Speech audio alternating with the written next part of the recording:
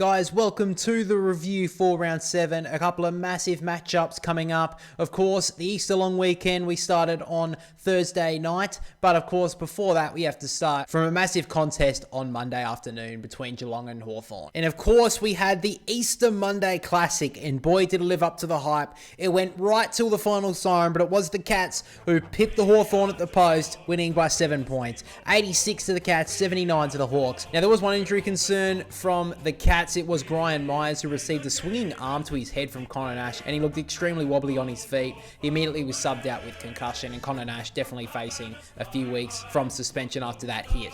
But getting to the game, the Cats dominated the early proceedings of this one with the first 5 inside 50s. However, it didn't take long for the Hawks to settle and take the lead midway through the quarter. But the Cats did finish with the last 2 goals of the term, and they took an 11-point lead into the first break. And they continued early in the second quarter with 2 quick goals to take the game-high 23-point advantage. Now, the Cats were dominating the majority of the big facets of the game, but again, the Hawks steadied. They were able to not only gain some ascendancy around the ground, but they started to dominate at clearance, and after kicking 2 late goals, they reduced the half-time margin to just 10 points. Now, it was a roller coaster early in the second half with the real finals feel around the ground. The ebbs and flows in this game were immense. Every time a team tried to push away, the other would push back. Hawthorn made some errors with their disposal, but stayed in touch, and after an intense third term at three-quarter time, the Cats led by 6 points. And in the final quarter, the finals atmosphere was only amplified. The Cats striked first, but the Hawks kicked the next 2 goals before the pressure rose even further. The game was on a knife's edge, and in a game full of moments, it was Hawthorn who made a massive mistake in their back half, which gave Manor the opportunity to kick the winning goal for the Cats as they went on to win by 7 points. So overall, great performance from both teams. No one lost supporters today. The people who were suspecting that Hawthorn were on the way down would be completely wronged after this performance. Great job from Hawthorn to stick with the Cats all day, but it's simply just Geelong in the end. They were just too good. Their older bodies stood up when they needed them most. So great job from Geelong to win this one. Now getting to the multiple goal kickers, Manor and Dangerfield with the 3, 2 to Cameron and Dempsey. And for the Hawks, Gunston and Chol with the 3, Watson with 2. On the disposals for the Cats, Bailey Smith for 28, Atkins 24, Holmes 20, Dempsey 19, Manor 17. And for Hawthorn, Amon 29, Newcomb 28, 23 to Morrison, Scrimshaw with the 22 along with James Warple.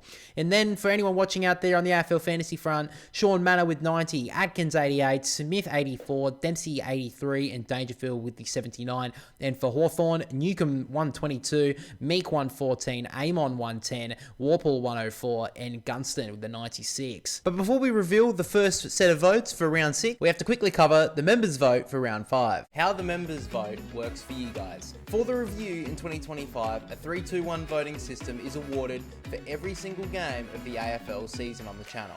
And each round, players who receive 3 votes in the game have a chance to get a bonus vote. I will decide the 4 best players from the round who will enter a poll exclusive for channel members to vote on, and the winner of that poll will receive the bonus vote for the round, the members' vote. And at the end of the 2025 AFL season, every vote counts. So this is your chance to have your say on the 3rd ever Boundary Riders medalist. So if that appeals to you, or if you just want to show some extra support on the channel, then make sure to click the channel membership link down below and join in the fun. But for now, let's get back into the video. So the members' vote for round 5 went to Collingwood star Nick Dacos. But now getting to the votes, my brother has given the votes for this game. 3 votes went to Jai Newcomb, 2 votes to Bailey Smith, and the 1 vote to Sean Manor. On Sunday night, we had the Dogs up against St Kilda. It was pretty much a training drill for the Dogs after the first 5 minutes of the game as they ran out winners by a whopping 71 points.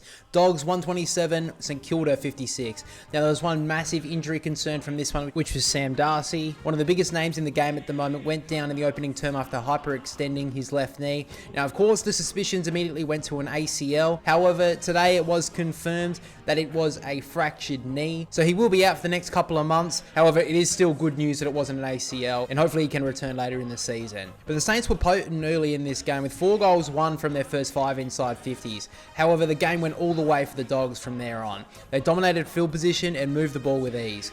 However, they did struggle to take full advantage in the opening term, and it was outstanding, to be honest, that the Bulldogs were still down by 2 points at quarter time. But they took full advantage in the second, as the Dogs dominated at stoppage. The pressure around the ball was palpable. They They locked the ball in their forward half and put it on the scoreboard. The Dogs kicked 5 quick goals to push the lead to 28 points midway through the quarter, and that margin stood till half-time. And after the Bulldogs kicked 5 of the first 6 goals in the second half, it was all done. It was a demolition job out of the middle, and the Saints were simply outclassed. They led by 47 points at the last change, and the last quarter was a training drill, like I mentioned before. The Dogs moved the ball with so much ease, and in the end ran out winners by 71 points. So a great performance from the Dogs. We'll talk about the captain in a minute, but they were just too good today. They killed the spirit from the Saints early in the second term, and it was all done basically before half-time. So well done to the Dogs. Well done from Luke Beveridge to find a quick answer after Darcy going down, and overall, now that Bontempelli's back, they can continue on with their season. And St Kilda, this is incredibly disappointing. I tipped them for this game. I think a lot of people would have said this game was 50-50 going into it, and after the first 5 minutes, they didn't simply show up. Not good enough from them. I know they've got a lot of key players out, but simply not good enough from the Saints. Moving to the multiple goal kickers in this one, for the Bulldogs, Aaron Norton with the 3 along with Riley West, Bontempelli, Fraser and Kennedy with 2. For the Saints, Higgins and Owens with 3. On the disposals for the Doggies, Dale and Sanders with the 32, Bontempelli 30, Williams 29 and Liberatore with the 28. And for St Kilda, Wanganeen Miller with 25, Wilkie 22, Sinclair 21, Wenhager 20 and Schoenmaker 19. And then on the AFL fantasy front, Riley Sanders top score with the 130, Bontempelli 119, Dale 112, Williams 110, Kennedy 109. And for the Saints, Wilkie 102, Wanganeen Miller at 86, Garcia 84, McRae 83, Hill 82. But getting to the votes in this one, 3 votes Marcus Bontempelli, 2 votes Riley Sanders, and the 1 vote to Aaron Norton.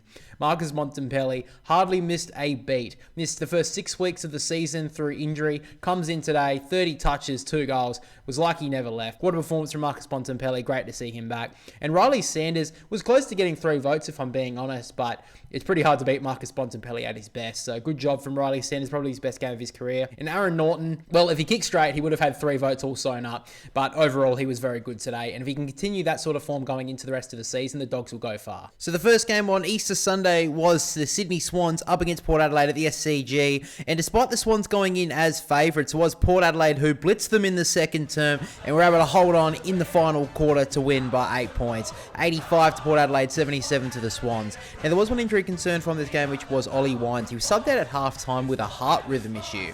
Now, they have said that it's mainly precautionary for the reason they took him off, and he has had this issue in the past. I think he's been subbed out in 2 previous games before this one. Port Adelaide are saying that he should be okay in the coming weeks, but a really scary situation for Port Adelaide. But getting to the game itself, the Sydney Swans were off quite early, but they did have the territory. However, they butchered the footy when entering their 50. When the Power had the opportunity to go inside their forward 50, they were clinical. Port Adelaide kicked the last 3 goals of the opening term and led by 18 points at quarter time. And in the first half of the second term, it was one of the worst displays of disposal efficiency I've seen from the Swans in some time. Now, a lot of credit for that goes to the Power pressure, which was immense, but Sydney also did it to themselves. And the only thing that Port Adelaide did wrong was not put the Swans away. Sydney did start to get their run and gun game going, but again butchered the footy. And when Port Adelaide finished with the final goal of the second quarter, they led by 27 points at half-time. Now, despite Port Adelaide getting a very early goal in the second half, the Swans did start to move the ball at breakneck speed, and it worked really well with them getting 3 goals in a row to get within 14 points. But the Power steady with the last 2 goals of the quarter, and at the last change, the Power still had a very comfortable 28-point lead. But the Swans came incredibly hard in the final term. Sydney dominated the field position, and the Power were just holding on for the siren. But in the end, the issue that has sat on the Swans' shoulders all night was the reason why they didn't steal it at the death, which was their accuracy. 5 goals, 8 in the final term, and 10 goals, 17 for the evening was the difference in the end as the Power kicked straighter and held on to an 8-point win. So firstly, Port Adelaide, this is a very good performance, a real mature performance. Again, they blitzed the team in the first half, unlike last week where they put the Hawks away, and in the end, they did enough to hold on in the second half, but they wouldn't want to be continuing this sort of form. They want to start to grow into their season, start putting some 4-quarter efforts together, but really well done from them after a pretty poor first month of footy. And on the Swans, a very disappointing performance. I am getting sick and tired of Dean Cox trying to continue to push for Tom McCartan to play forward. He is not a forward. He doesn't have the forward craft for it. In every single game that he's played up forward so far this year, we have lost. I feel like it's done now. And I do have to give special praise to Aaron Francis in the last quarter. Came on as the sub, kicked 3 goals and had 14 touches. It was probably the best game he's ever had, let alone a quarter. So really well done from him. I hope they do persist with that. And maybe Logan McDonald comes back next week. But other than that, another very disappointing performance from the Sydney Swans. And I think they will get it together when they get some players back. But I don't know if their season will be gone by then. But getting to the statistics of this game, on the multiple goal kickers, Aaron Francis top for the Sydney Swans in a quarter with 3 goals, 1. Hayden McLean with 2, along with Heaney and Hayward. And for the power, Rioli with 3, along with Georgiades, Pal Pepper with the 2. On the disposals, Roberts with the 30, 27 to Blakey, 26 to Grundy, 23 to Rowbottom, 22 to Heaney. And for Port Adelaide, Rosie and Butters with the 27, Farrell with the 26, Horn Francis with the 20, and Alia with the 16. On the AFL fantasy front, 106 to Hayden McLean, 103 to Grundy, 96 to Rowbottom and Roberts, and Blakey with the 91. And for the power, Zach Butters top scorer for the game with the 114, Farrell 106, Horn Francis 105, Rosie 101, and Rioli with the 79. But now let's get to the votes in this game. 3 votes went to Willem Drew, 2 votes went to Zach Butters, and the 1 vote went to Jason Horn Francis. Now, looking at the statistics of this game, you'd probably be a bit surprised to see Willem Drew up the top, but his first 3 quarters up against Isaac Heaney arguably won them the game. Somewhat tagged him. I wouldn't say it was a full-on run with every single moment of the game, but every single stoppage, Willem Drew lined up against Isaac Heaney, and he had 0 impact in this game, despite kicking a goal early. I really commend the effort from Willem Drew today, and I think that was the real reason why Port Adelaide got over the line in the end. And Zach Butters and Horn Francis, they really could have raffled the 2 and 1 votes. The real reason why Zach Butters got the 2 is I believe he did have a lot more attention from Jordan in the second half, and he did stand up to that quite well, so that's why Butters got 2, Horn Francis got 1. The only Swans player who I could have maybe seen getting the 1 vote in this game was Hayden McLean or Nick Blakey, but both of them were wayward in front of goal. So on Saturday night, we saw one of the upsets of the year.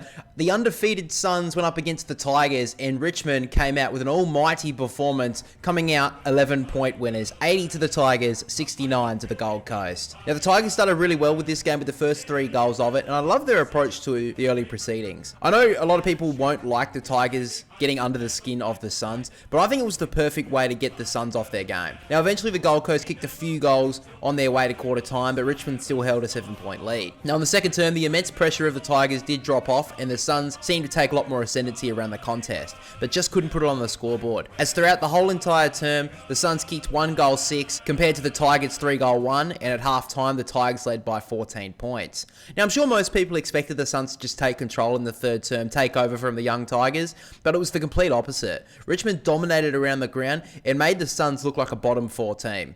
The Tigers kicked 6 goals to 1 throughout the third term, and at the last change held a 43-point advantage. Now, the Suns finally showed some spirit in the final term and did everything they could to steal this win, but missed some opportunities to put it onto the scoreboard, and in the end, Richmond held on to a well-deserved second win for the season. Now, I know we said this when they won in round 1, but this team wasn't expected to win at more than 1 game this year. A lot of people were saying they weren't going to win 1 at all, and now they've won 2 games in the first 6 weeks, beating the undefeated Gold Coast Suns. No one would have seen this coming. Great spirit from the Tigers. They set the tone from the outset, and it was just an amazing performance once again. And this team's got a couple of interesting games coming up. Over the next 4 weeks, they play 3 teams that are around them in the ladder. They've got Melbourne, North Melbourne, and West Coast in the next 4 weeks. If they can bank up another couple of wins, who knows where this team's going to be at the end of the year. On the Gold Coast, I feel a little bit better about them compared to Fremantle. I don't know why. I think it's because Fremantle were up there with premiership favourites, while the Gold Coast probably weren't expected to be that much good. But however, the Gold Coast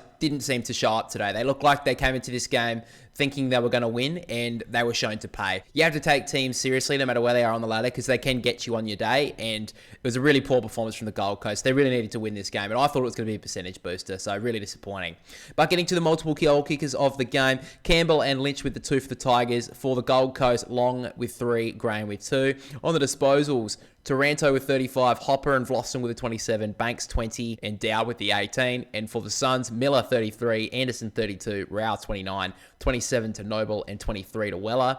And then for the AFL fantasy watchers out there, Nick Vlosten 129, Taranto 120, Hopper 86, Broad 73, and Banks 71. And for the Gold Coast, Noble 113, Anderson 110, Long 99, Miller 95, and Powell with 94. But now let's get to the votes in this game. 3 votes, Nick Vlosten, 2 votes, Tim Taranto, and the 1 vote to Matt Rao. Nick Vlosten, unbeatable in the first half, was a brick wall down there. Intercept mark for fun. He was just immense throughout the whole entire night. He was unbeatable, and it was just a massive performance from the senior defender. Tim Taranto, probably his best game of the year so far, was more of his bullish self, which I think he needs to be this year if the Tigers are going to bank up a couple more wins around with the younger midfielders. So really good job from him. And Matt Rao, other than maybe Ben Long, he was the one who flew the flag the whole night. He was one of the few players who could actually hit his tackles. He had 29 touches as well. And unfortunately for the Gold Coast, really no one else went with him. So going into next week against Sydney, really important game for the Suns. So on to Saturday afternoon, Adelaide against the Giants, and in a game where it was mostly expected to be a high-scoring affair, it was quite the opposite. It was a grueling contest between both teams, with the weather changing to wet and windy throughout the second half. It was the Adelaide Crows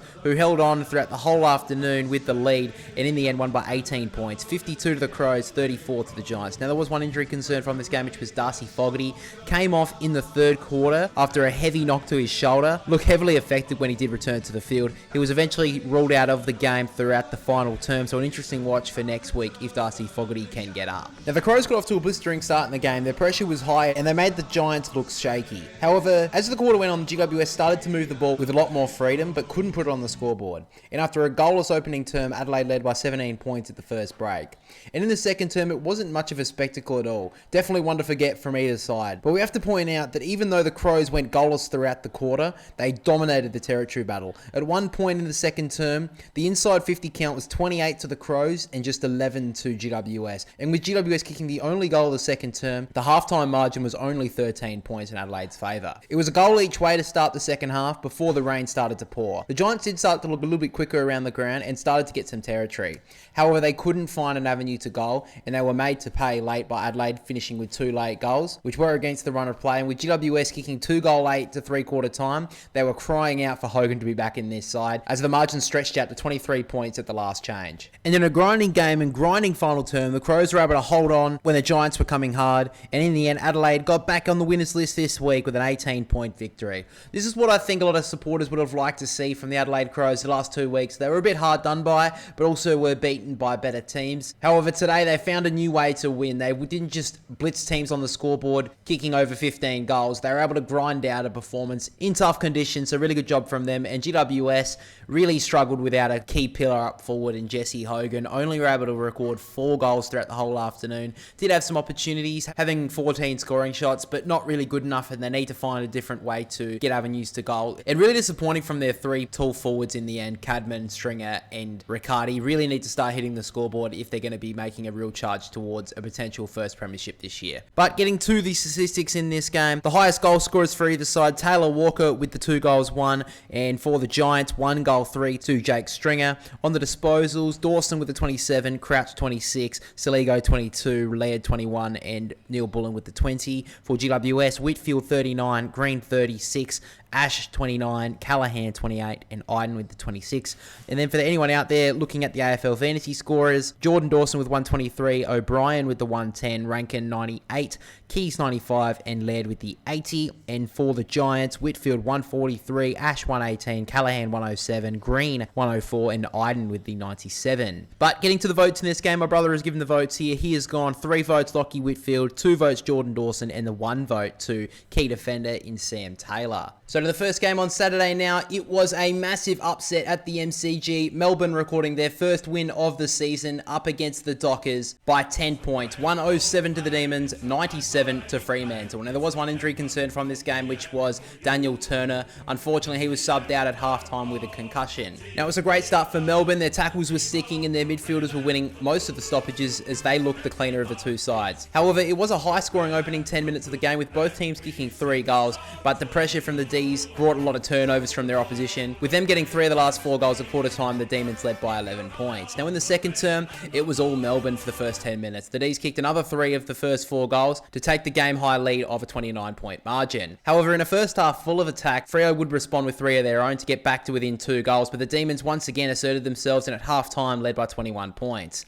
Now, it was a goal-for-goal third quarter. It did feel like the game opened up a bit with even more free-flowing football. The corridor was opened up for Fremantle, but they couldn't take full advantage, and they couldn't break under a 2-goal margin as the Demons continued to respond on every single Fremantle attack, and at three-quarter time, the D's led by 19 points. It was a tough start to the final term with neither team able to hit the scoreboard. However, when the Dockers kicked the first 2 goals of the final term, it seemed that Fremantle were about to run over the top of the Demons. But Melbourne held strong. They kicked 2 of the last 3 goals in the game, and in the end, recorded their first win of the season by 10 points. So this is a really great performance from Melbourne. Every decision that Simon Goodwin made at the selection table over the week came off in spades, and their forward line finally seemed to have some sort of structure and looked dangerous for the first time in maybe 12 to 18 months. So a great job from the D's. Fremantle, this is a very poor performance. Their 3 wins in a row, this seemed to be almost chalked up in the book as their 4th win in a row and could actually get their season right up and away. But now a loss here, they're even ledger of 3-3, and right now a team that was expected to be at the top end of the ladder this season are sitting right in the middle,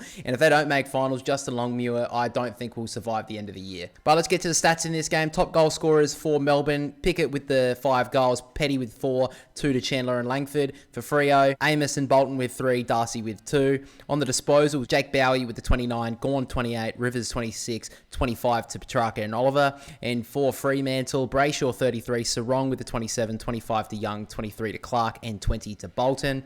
And then on the AFL fantasy point of view, 125 to Max Gawn, 122 to Rivers, 118 Pickett, 113 Bowie, 100 to Petrarca.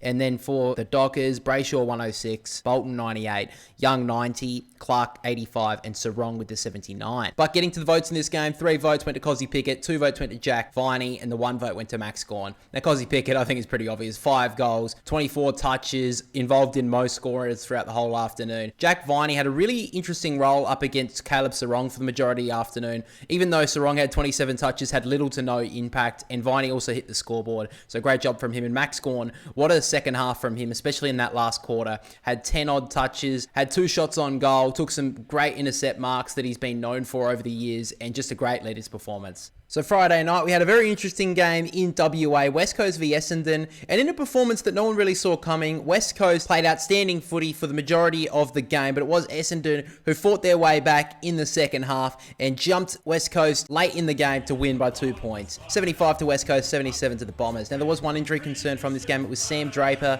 who came off with an injury to his Achilles. Terrible news for Essendon, as last week they lost Brian for the rest of the season, and now Draper is in massive doubt as well. So hopefully it's not a massive injury. Hopefully it may just be a month or 2, but they could be without 2 of their best ruckmen going into the rest of the season, Essendon. So after being smashed last week against Carlton, the Eagles' pressure was immense in the early proceedings. It was honestly the best showing of pressure I've seen from West Coast in some time. And the Eagles kicked 5 of the only 6 goals in the opening term to lead at quarter time by 22 points. And we have to mention the hot start of Jake Waterman in the opening term, kicking 4 straight goals, and it was a great response from his poor performance last week.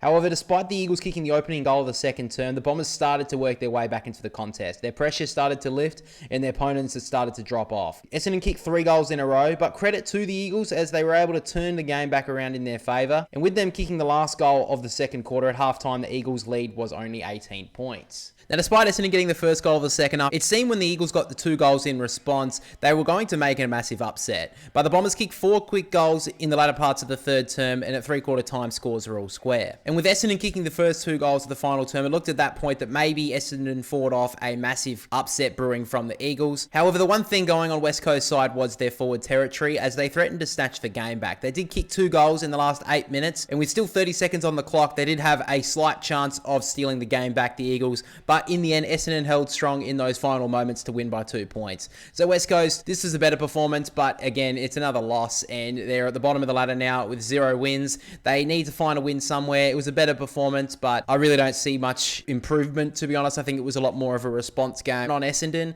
They have got 3 wins in a row now. There wasn't a lot of convincing notes other than maybe Peter Wright today, so put their hat on that, and hopefully they can continue from their 3 wins in a row and start their season right up and going. Getting to the statistics of this game, top goal scorers for West Coast was Jake Waterman with the 4, Williams with 3, and Hewitt with 2. And for Essendon, Peter Wright with 6 goals, Perkins with the 2. On the disposals, Graham 24, McGovern with the 23, and 22 to Hewitt, Baker, and Kelly. And for Essendon, Martin with a 26 along with Zach Merritt, McGrath with 25, 24 to Dersma, 23 to Shield. And then finally on the AFL fantasy front, Flynn with the 97, 92 to Waterman, 89 to Williams, 86 to McGovern, 83 to Graham. And for the Bombers, Martin with the 22, Wright with the 119, Setterfield 107, Draper 95, and Shield with the 93. But let's get to the votes in this game. 3 votes went to Peter Wright, 2 votes went to Nick Martin, and the 1 vote went to Andy McGrath. So Peter Wright, 6 goals, great performance from him in his first game for the season. He had a really disappointing 2024 campaign. Hopefully he can return to his career year a couple of years ago for Essendon when he took the leading goal kicker award, kicked 50 plus goals, and he's such an important player for them going into the rest of the year. So great job from him. Nick Martin had a couple of tough games in the early parts of the year, but seeing as he's playing a lot more of a floating role this season, he does look like this is his role for him. Took 12 marks in the end along with his 26 touches. And Andy McGrath loved his performance down back tonight, played on Liam Ryan and held him very well, and then his disposal off of halfback was brilliant. So of course we had the Good Friday appeal game between North Melbourne and Carlton, the traditional game, but I don't know how much longer it's going to last as North Melbourne got absolutely massacred in the end by 82 points against Carlton. 153 to the Blues, 71 to the Kangas. There's one injury concern from this game, which was Zach Fisher. Grabbed his hammy in the second term and immediately came off to get assessed before being subbed out at half time. Now getting to the game itself, both teams traded goals early, but the Blues midfielders did start strong. And when they started to get on top around the rest of the field, the goals came. Carlton piled on 5 goals in the last 10 minutes of the opening term, and at quarter time, they led by 31 points. It was goal for the majority of the second term, with North Melbourne able to keep in touch, and with the Roos finishing the last 2 goals of the opening half, they reduced Carlton's quarter time lead to just 20 points.